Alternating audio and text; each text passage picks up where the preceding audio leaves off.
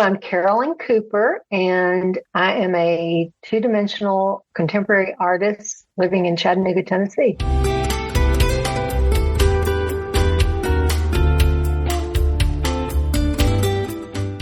Hello, I'm Chris Stafford, and this is Art, the podcast where we get to know women from the world of visual arts.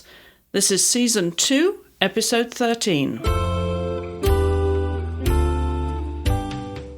My guest this week is the American contemporary artist Carylon Cooper, whose work includes abstract, figurative, still life, and animal portraits.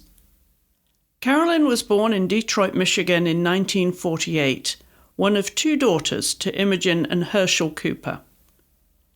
She attended high school in Nashville, Tennessee, and since she was 19, she has called Chattanooga, Tennessee her home. Carylon's art education began at Middle Tennessee State University, and she followed that by majoring in art at the University of Tennessee in Chattanooga, where she audited classes in printmaking and monoprinting. She spent time as a model in New York City before marriage and raising 3 children took priority. During a difficult first marriage, Carylon found peace in focusing on her fitness and became an endurance runner. Her art proved to be her salvation through a second marriage, which ended after 30 years. Carylon is now happily single and feels stronger than she has ever been. She says, "Every single day of my life has been ordained." We hear about her discipline in the studio and the profound impact of faith and perseverance on her life and legacy. Carylon now enjoys a happy mix of art, yoga, hiking, and exercise routines. She also keeps busy as a grandmother of 10 and great-grandmother of 4 children. Carylon, welcome to the podcast. Thank you. It's an honor to be here. Now, I believe you've become a listener as well, which is even better. Absolutely. Absolutely. I'm thrilled to have found you. I should have found you a long time ago. Any favorite episodes so far? Artists? You cover such a variety of subjects. I like them all. You know, it's so wonderful, the cinematography and cake decorating and along with painting. It's just a wonderful variety of creative abilities there. It's just, I'm thoroughly enjoying it. Well, great. Well, welcome to the community. Thank you. So let's start with what life is like for you now, Carylon, because I know you've been married, you have a number of children and grandchildren. So give us a picture, paint us a picture of what life looks like for you now. Okay. I am an early bird. I love starting early in the morning. I feel like that the earlier is time before time. It's my time. There's no interruptions. So I'm talking about walking over to the studio at 4 a.m. And that's where I do my real planning. Now, I might be able later in the day to have windows of opportunity, but my real planning is done very early in the morning. I'll turn on typically some instrumental music and all, and just go after it and know that I'm totally involved in what I'm doing and focused. And then later in the day, with all those 14 grandchildren that I have, if I need to pick up somebody at the orthodontist or pick up somebody from school or whatever, I can back away from the studio and do those things. So my prime time is early morning in the studio. And is your studio then customized to your needs? I have just moved from Signal Mountain, and it had 2 horse barns, and one of those horse barns, what I converted into my studio. It had rolling glass garage doors that I could open up if the weather were at all permitting, and I have 2 white labs that roam in and out of the studio.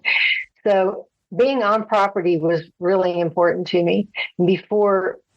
Now I do have a studio, but it is, and it's in my house. I especially like having the ability to walk buy a piece of art and not just sit and study it, but I learned so much more peripheral vision just walking by it, and I'll know what needs to be corrected or whatever. But I think if I had a studio apart from my house, there would be some advantages to, I guess, excuse me, having that allotted time away from the dryer buzzer or the telephone or the somebody knocking at the door or whatever. I know that would be a wonderful thing too, but I particularly like living with my art before it goes out. And that means being able to keep me close to the art. Do you paint every day then and have a disciplined schedule as to how many hours you need to be dedicating to your art, Carylon? I really do not count up hours. I count it a privilege to be in there. So I'm always looking for those times to be able to go into the studio. But once again, that's the reason I start so very early in the morning. No one's calling on me at 4 a.m. And so that is really a gift. And another gift, another gift with that is I actually love getting up early in the morning. I wrote a little short story about, I think I have a sensory button on the back of my head that goes off, and I don't just get out of bed, I jump out of bed and cannot wait to get out of bed. So that is maybe not the norm, but then again, maybe I'm not the norm. But so that is, it's not a dedication or I need to spend 8 hours in the studio. I get to go over there now. And so this is, I'm fairly disciplined in my entire life, though, in all areas. How long have you been in this kind of routine where you've been able to dedicate so much time to your art? Can we back up just a minute here? I went to school and studied art at MTSU, and I came out of school and immediately started having children. And when I started that, I could not work from my kitchen table very well. I like working large. And so I decided to get into the fitness industry. And for 20 years, I was an endurance runner and started a fitness thing here for the underprivileged in Chattanooga. The city of Chattanooga hired me for that. And then when my children got to a stage where they were occupied with school and everything, I went to UTC, our local university here, and I audited classes there to be able to be around other people creating art. And I focused on printmaking, Atelier, and then monoprint. And so that started a whole new journey into the gallery world for me. And so I started being a gallery artist at that point. And so that was when you became full-time artist then, was it? Yes, true. Where do the horses and the hounds come into your life? Because they feature in a lot of your artwork. Well, Ben Hardaway was a fella, he's no longer with us, but he's from Atlanta, and he was very successful in his business. Mm-hmm. And he decided when he retired, he already had a huge interest in hounds, to breed this certain type of hunting hound. And I think it was like the second Garden and Gun magazine. He was on the front cover. And I took such an interest in it because it was so delightful for me, being an early person. I could identify with the passion that he had for these dogs. And he said that these dogs running over the hill in the morning were just music to his ears, yapping. And I thought, I love that passion. I love that eagerness for life. I have honestly always felt like it was a blessing to be eager to get out of bed and start the day, whatever it held, to just be in it. And I started doing these hounds, and I really just identified. And what about horses? Have you ridden in your youth? Horses came about when I took an interest in folk art. And Purvis Young was a gentleman that did some wonderful horses. They were very abstractly done. He was in prison at the time, and the only surfaces he could find to paint on were file folders and cardboard and whatever he could find around there. And he did these wonderful things. And of course, when he got out, all these things were framed and he's hanging in museums and everything. But horses, I'm sorry, that was long-winded. Horses to him were his icon for freedom. And he wanted to paint horses because he longed for his freedom. The movement of horses, was it that captured your artistic eye? Not necessarily the movement so much as the strength and the strength. I identified with strength of character. They're massive. They're powerful. And I'm absolutely certain the horses know more than I do. So I had great respect for them. Well, let's rewind the clock a bit, Carylon. As you know, on the show, we do like to go back to where it all began. And for you were born in Detroit, Michigan in 1948. What are the earliest memories of that aspect of your life, your very early childhood? Yeah, that was a sweet time. My dad and mom were both from Tennessee. But after post-War War II, my dad could not find, or like so many other people, couldn't find work in the South.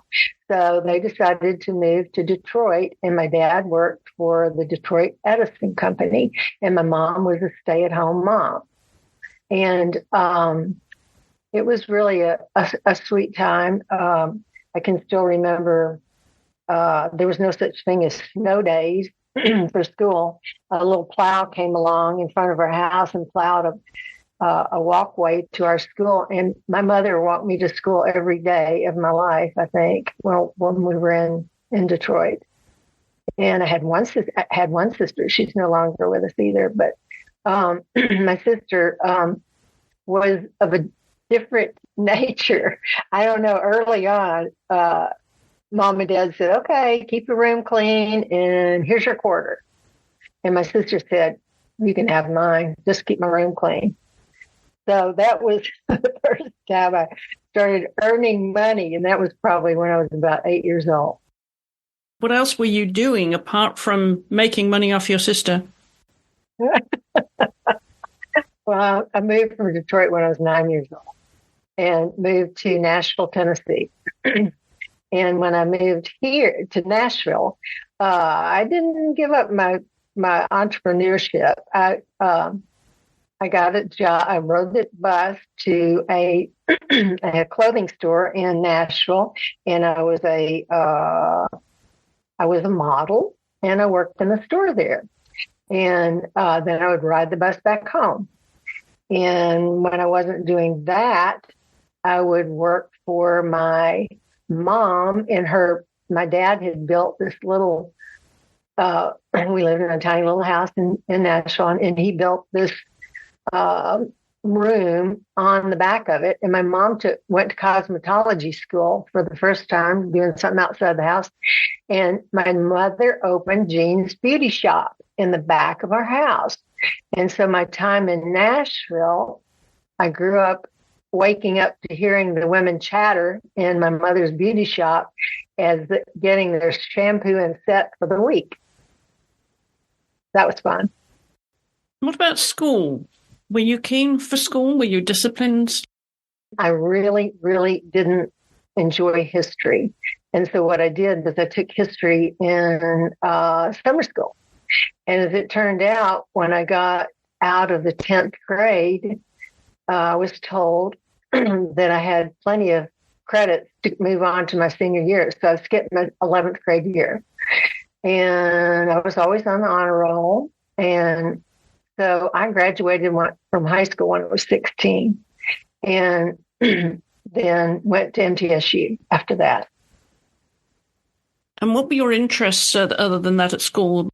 You said you got into the fitness industry later, but were you a keen athlete then in school? Not in school. I played tennis, but that was it. The whole athletic career began. My 5 children, who's no longer with us either, one day I said, I want to start running. He said, well, run around our circular driveway one time. And so I said, okay. So I did that. The next day I ran around it twice. Next day, anyway, story goes on. And 5 weeks later, I entered my first race and came home with my first T-shirt, the addiction took. And I kept running and running and running all races that I could get a T-shirt and a medal. And finally did a marathon and qualified for the Boston. But I looked at my children. I thought, you know what? I can't afford this much time in training. So I backed off of that. And that's when I started teaching fitness classes and developing the fitness industry, the fitness business in Chattanooga. So what was it about the running that grabbed your imagination? Well, kind of a bittersweet story. I was going through a very difficult marriage. My first husband was an alcoholic. And the endorphins of running were real. I mean, they were real. So I kept running and running and running. And one day I was in an athletic shoe store and I said, I want to run really long, but I can't entertain the thoughts that long. This is long before earbuds. And he said, oh, I have somebody I want you to get in touch with. And I said, okay. And I walked out of the store and I thought, I don't do that. I don't call people I don't know and, just strike up a running time with them. But I don't know what made me do it, but I just decided to call her. So I called this lady, Yvonne, and she said, come on over and we'll run in the morning. We always ran early morning. And we had not gotten out of her driveway until she said, did Paul, the fellow in the shoe store, tell you what's been going on in my life? And I said, no, not really. And she said, I just lost my son 2 weeks prior to that. So Yvonne was running for the same reason I was running, because we needed to run. It was for our mental health. And some days we'd run a little bit and stop and cry a little bit, run a little bit and cry a little bit. But anyway, that's how my running career, that's what that was all about. It was just for my emotional and mental health. It was not so much physically that I needed it. In fact, I probably needed to back off of that a little bit. Ended up with a lot of stress fractures and stuff like that. But it was absolutely the medicine I needed at that point in time in my life. And what ages would you have been, Carylon, when you were actually doing most of your running? Probably, I would say, from around 30 years old to 45 years old. Do you do any running now?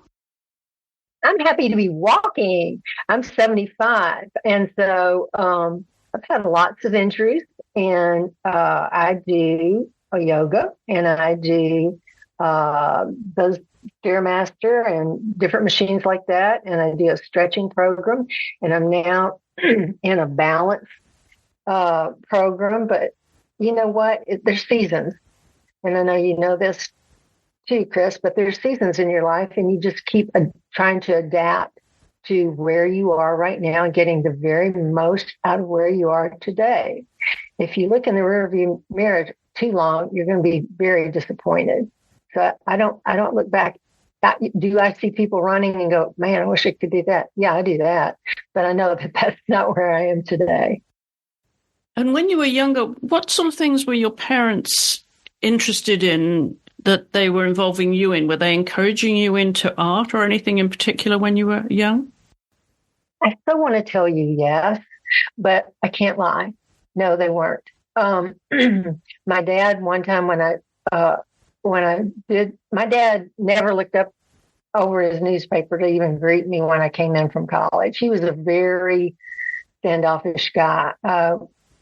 I've never heard I love you from my dad, and I'm sad about that. But my dad one time told me when I told him I was going to major in art, and he said, Helen, you do know that art is just something that rich people do with the extra money that they have. And I said, no, art is like something necessary in our lives.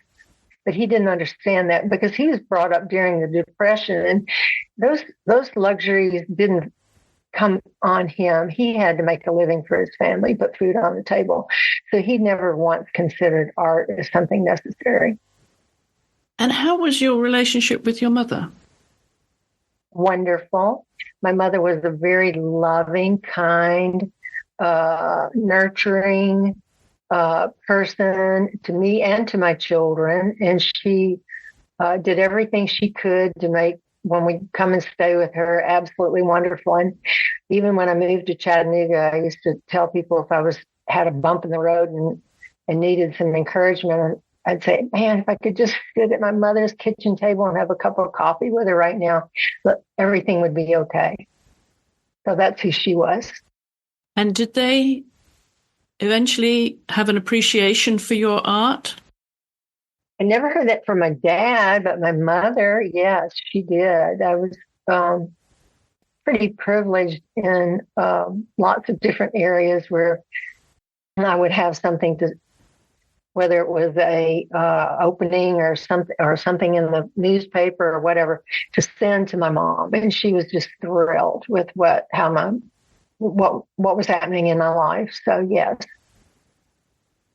So when you turned your attention then after raising children to art, what kind of feeling were you getting from making art in those early days, Carylon? I was getting release and exposure. It was a release from what my art I consider to be storyboard.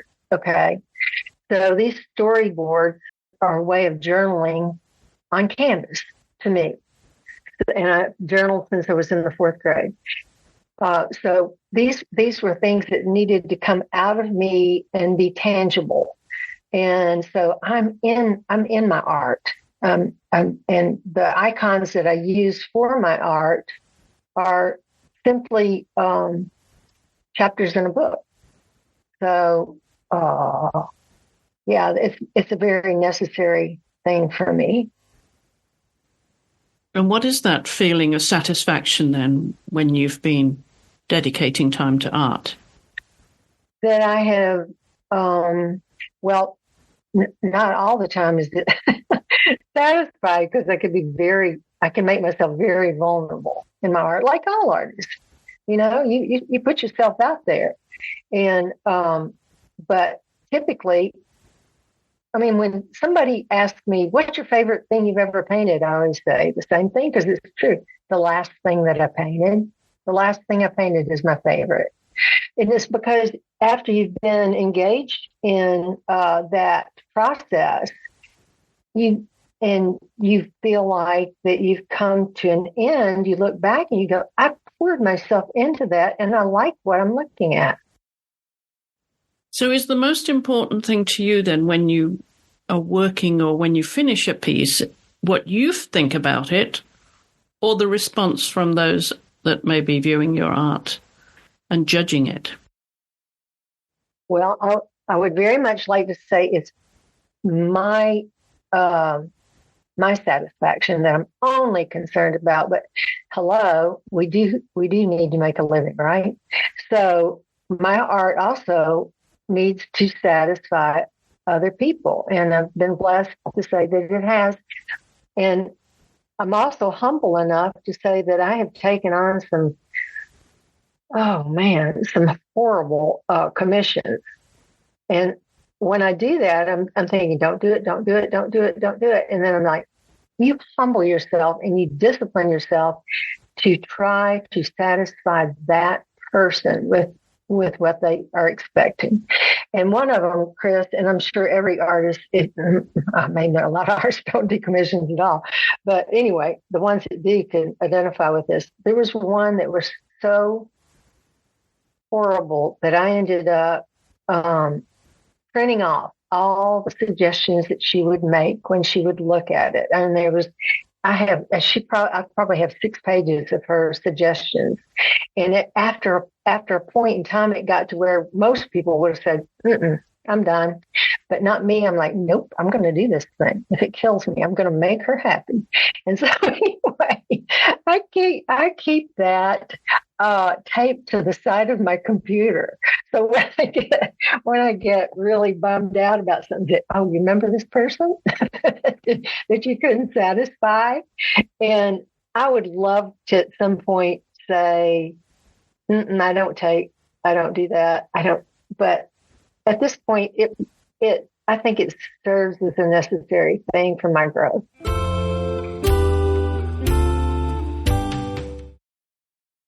Did you have the confidence in your ability as an artist when you were starting off and then starting to sell work? Or has art given you the confidence and validated your self-worth?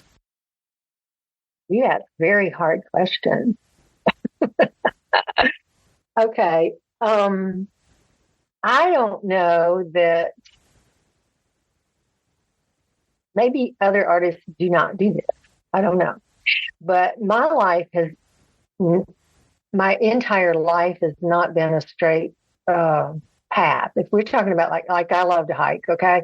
So if in hiking, you have switchbacks. The switchbacks are not necessarily fun because you look down and think, I've just been down there and now I'm just right here. But switchbacks are absolutely necessary if you want to get to the top. And so I've had a lot of switchbacks. And so sometimes when I make a piece of art and I'm debating whether I'm comfortable with it or not, after a while, I'll turn it upside down and paint over it. And I turn it upside down and I like what I'm seeing and the layering. And it's like life. It's like layers of layers of layers. It adds interest and texture. And lo and behold, I'll look at it when I get done like, it's not exactly what I'm going for. And I'll turn it on its side and do it again. Some of my paintings, if you look at the back of it, because I'll title each one. And if you look at the back of it, it may be scratched over 4 or 5 times. But to me, that's not failure. That's a learning process. And that learning process gives character to the surface. I'm wondering, though, that ultimately what art has done for you, because clearly you've had 2 marriages and you've been through some difficult periods of your life, Carylon. I'm wondering where art fitted in as your salvation, as therapy? I think both. I told you I use icon in my art, and one of my icons is a boat or a canoe. And that icon has, for whatever reason, seems to have been the most popular one that I've had. And the reason I first started painting a boat is because I felt a real need to surrender. And that's basically what you do. When you get in a boat, you surrender yourself to that boat. And it brings peace and stillness and rest. And it's everything you need for that point in your life or that you're going to be in that boat is in there. It's all inclusive. And you have to trust that boat's going to keep you on the water. And when I paint a boat, it's much like my life and the things that I've gone through in my life. I have to continue to surrender to the moment, to where I am today, to whatever this position I am now. I need to trust that this is where I'm supposed to be. I believe that every single day of my life has been ordained. And so I need to be still in it and endure it, and not just endure it, but just be there, be present. And I think about too, it's when and again, I'm using this as an icon for my life, okay? That the boat is small enough to create an order. And it's complete and satisfying, even though the rest of my life may be in chaos, that boat brings that kind of order into my life. So I know that order, yes. And each and every one of the different icons do something like that. They ground me in where I am today. Give me a platform for where I am today. Does religion play an important role in your life, Carolyn? Is it a guiding light? It's huge. It's huge.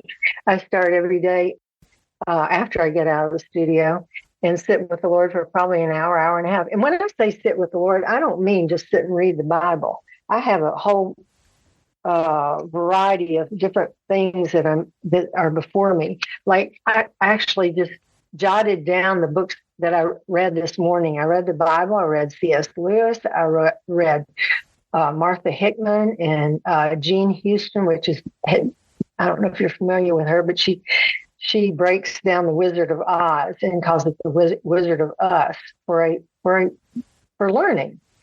And Viktor Frankl, who's a Holocaust survivor, he wrote a book called Yes to Life.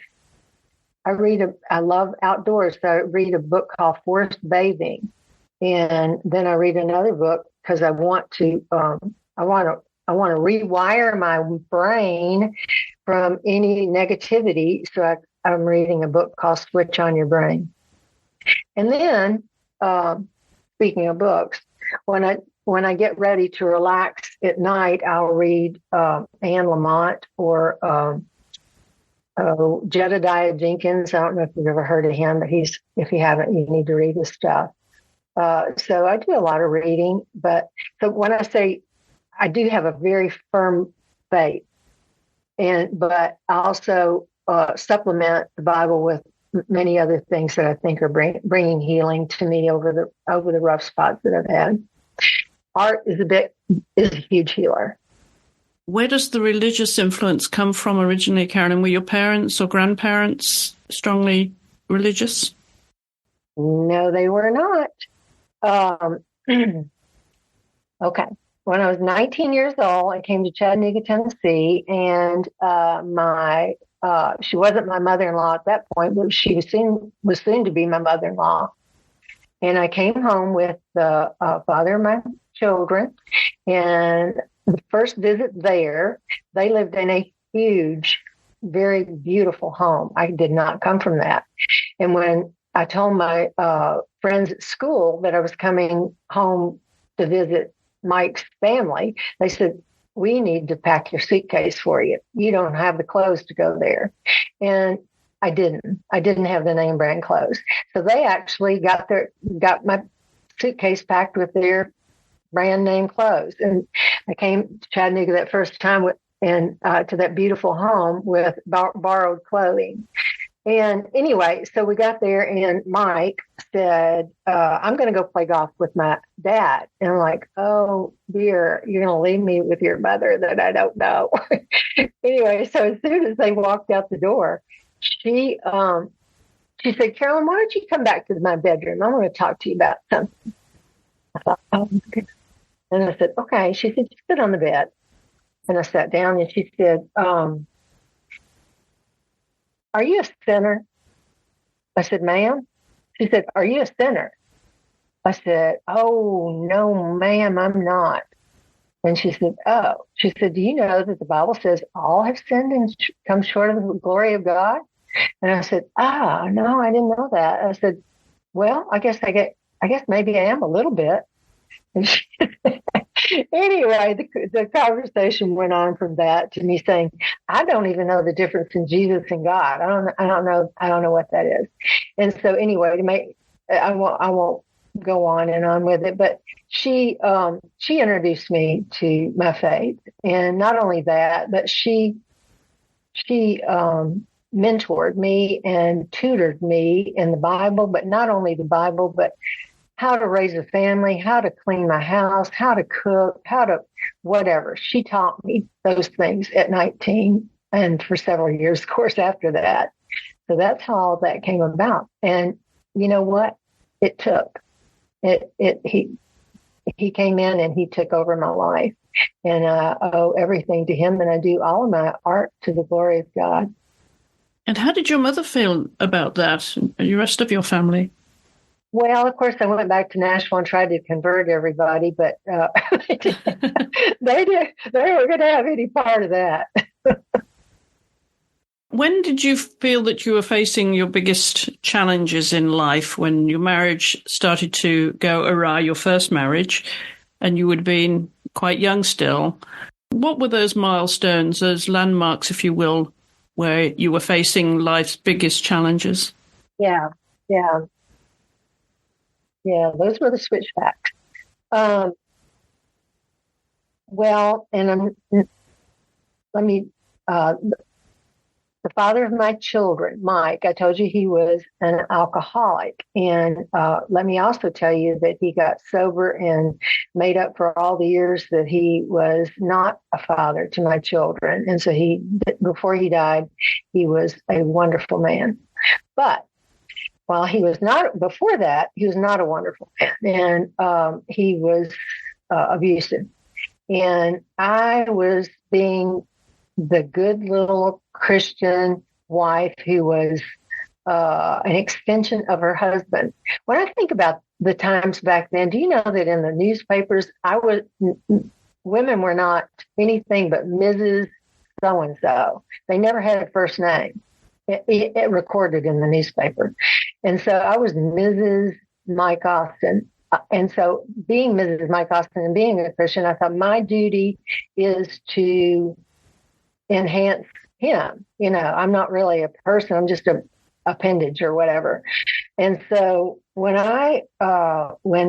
when two of his friends knocked on our door at 5:30 a.m. one morning and said, "Mike, we're taking you to rehab." I said, "Oh, no, you're not. No. I can do this. I can make this thing right." No. And they said, "Carolyn, why don't you go back to the bedroom? We're going to be here with Mike for a bit." Anyway, they took him to rehab and he got sober and clean and stayed that way. So that changed the dynamics in our home. I had always been the one in control of the children, the house, whatever. And when he got sober, he thought he was going to be. And I thought, I don't think that's going to work. So anyway, I kind of saw the prison door open. And so I thought, you know what? I need to get out of this marriage. And I did. And so that's what happened there. And I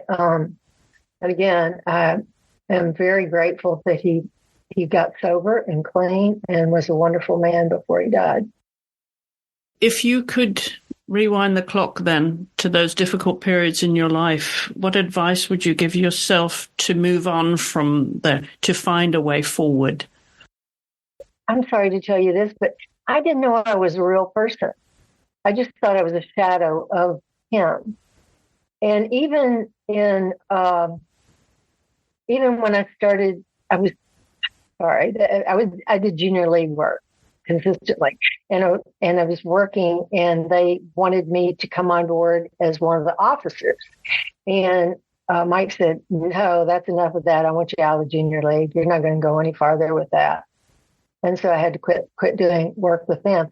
So what I'm telling you is there was a different mindset then, and I don't know whether it was just the South or what, but women were not thought of as stable, independent, intelligent human beings that could choose their own way. And I guess that's what I would caution. I don't think that even goes on today. I would have wished that I'd known that then. But by leaving the marriage, did you feel empowered? Did you feel you were finally taking agency over your own life and your own identity? Absolutely. Absolutely. But I still I still hung on to this thing that told me that I had the ability to, if I spun around fast enough and did the right things and performed the right way, then it might change somebody else's behavior. That I've learned that that's not the case. I need to be in control of myself. I cannot control someone else's behavior. So that has been empowering. Yeah, that's been a real eye opener. Even in my second marriage, that was what that came down to. And has that helped you being a parent today, as you've evolved, as you say, through the seasons of your life and the generational changes and attitudes towards women and women's empowerment? Has that helped you with your own children? My own children have helped me. I hate to confess ignorance, but I'm a very honest person. And my children saw what was going on in my second marriage and said, Mom, you're being mistreated. You're being abused. You get out of it. And I said, no. Things could change. Things could change. I'm going to hang on. I can do this. And they did a wonderful thing for me. They said, either he goes or we go. Well, Chris, I have 21 family members that were ready to no longer associate with me if I continue to be abused, allow myself to be abused like that. So I wish I could be the wisdom in this family and tell you I've taught my children. But if anything I've taught my children is that you can change your life. You can change things. You can turn your canvas upside down and start over again. It can happen that way.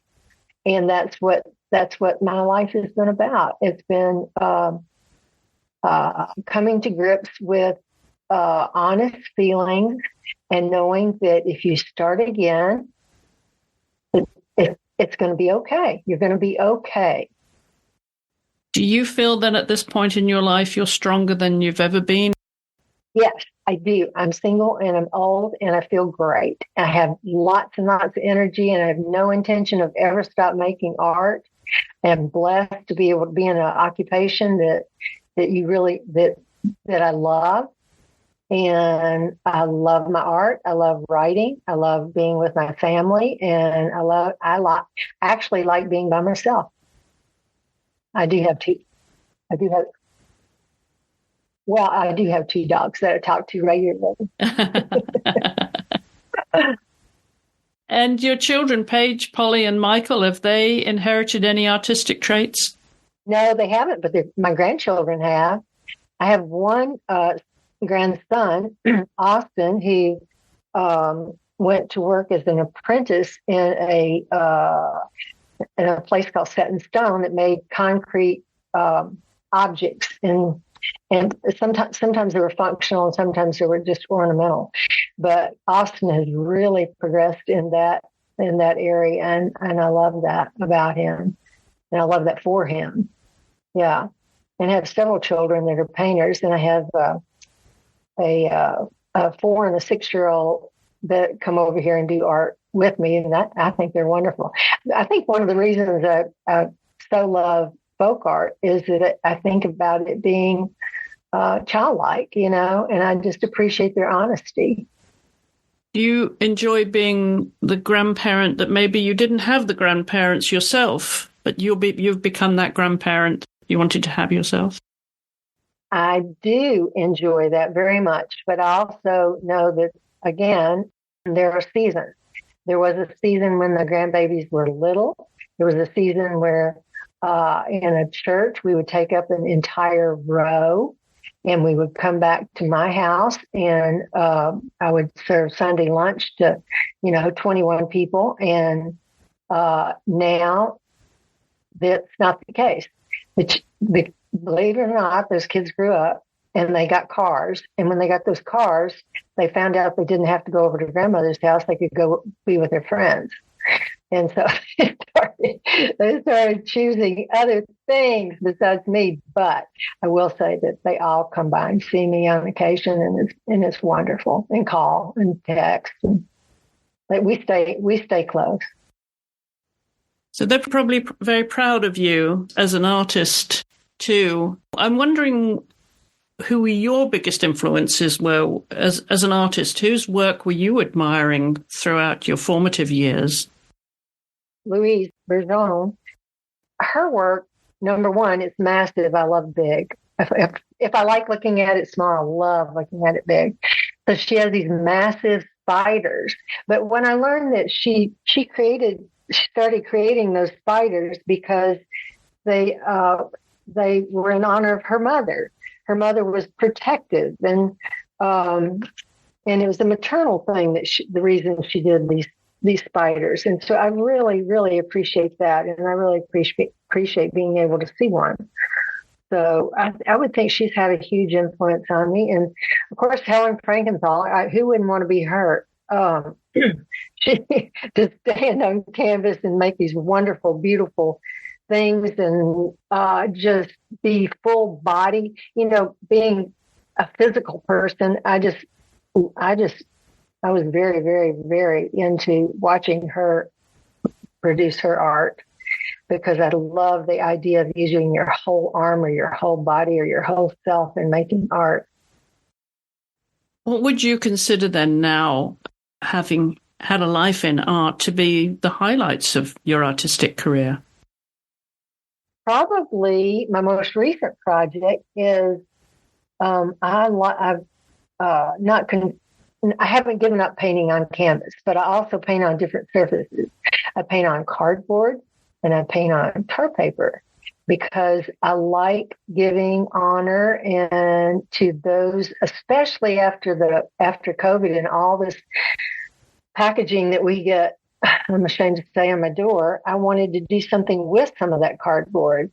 And so and I like the idea that cardboard has a facade on it, 2 facades actually, but the strength, of course, is in the interior of it, where that ridge is. That's where the strength comes from. And so does that not just scream of yourself?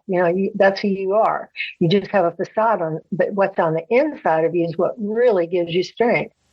And then the tar paper thing, I love, because I paint from dark to light, and I thought I had a roll of it for some reason in the studio. And I looked at it and I thought, I wonder if I can paint on that. And I researched it and thought, yep, you can do it. And so that tar paper, used in its typical function, goes underneath the shingles on a roof and is good for 30 years in outdoor weather. So I thought, this is a pretty sturdy thing that nobody ever sees, and that I want to bring to life, that it's really, really quite beautiful and has a great surface to it.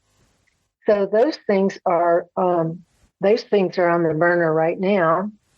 And also, I've illustrated a children's book, and I also have the first draft of a new children's book. So I'm excited to do that. Well, I was going to ask if there's anything that people wouldn't necessarily know about you. I also want to know a little bit more about the modeling that you mentioned earlier, that you did in your early life. Now, is that something that people wouldn't know about you? What more is there to tell? I did that because I didn't have those brand name clothes, and I wanted some money. I wanted to be able to buy those clothes. And so today I would never dream of putting a 15-year-old on a bus to go downtown at night after school to work in a place and stand in a window being a still mannequin for hours on end, and so that's what I did. It was a static model.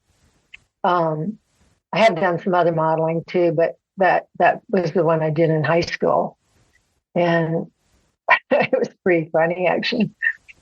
And what's the other modeling? The other modeling is, well, there's been several different ones. What's a basement in New York that just closed? It's not Feinstein's basement. I'm drawing a blank right now, but I did some modeling for them. Stockwell, who produces these wonderful socks, they started with me, and they said, "Okay, we want socks for every age. We want them for 40-year-olds. Those that thought 40 was 40s, 50s, 60s. We want in every category." So they kept calling me in. And so anyway, then when I turned 70, they called me. I said, "You always say 60s. I don't see anything in there about 70s. At 70s, are you supposed to just give up?" Because even the cosmetic world, they show cosmetics all the way up to 60 years old. I thought, okay, do you just forget this once they go after that? But anyway, they have done stock modeling. It's pretty funny. How did these modeling jobs come about there, Carylon? They came about because Stockwell is a Chattanooga company, and in Chattanooga, maybe, I don't know. People know me in Chattanooga, so they knew me. Okay.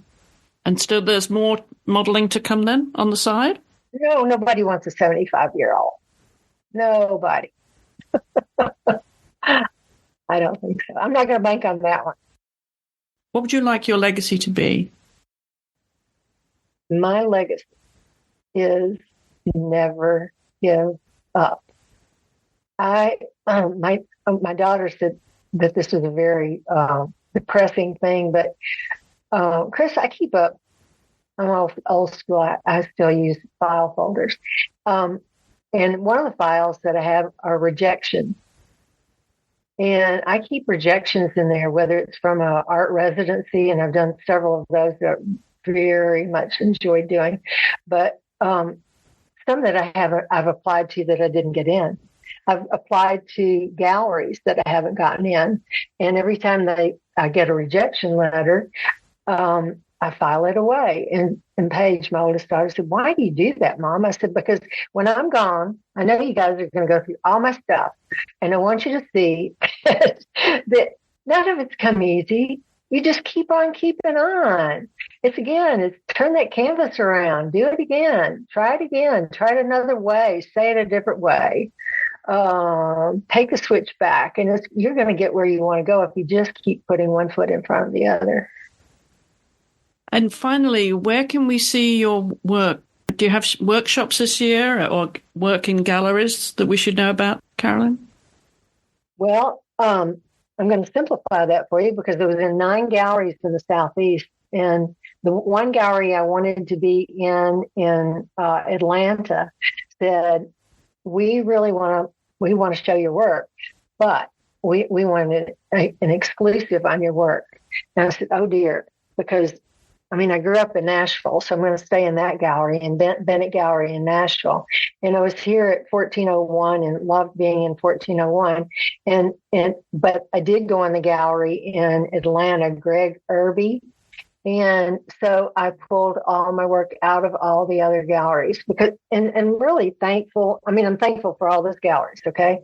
But I like paint. Any other painters want to paint. They don't want to do the book work, the inventory work, and transitioning work from picking up work to taking work to that kind of thing. And although I had employed my older driving grandchildren to do that, and they loved it because I always overpay grandchildren. I think and they recognize that. But I'm glad that I've reduced my galleries down to 3. And what are you most looking forward to this year? This year. Okay.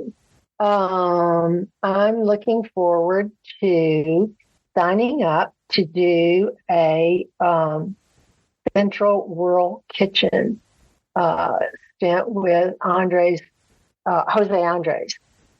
He goes to areas that are depressed. And he sets up a kitchen and he feeds the people. And I'm very much looking forward to doing that. And where will you be doing that?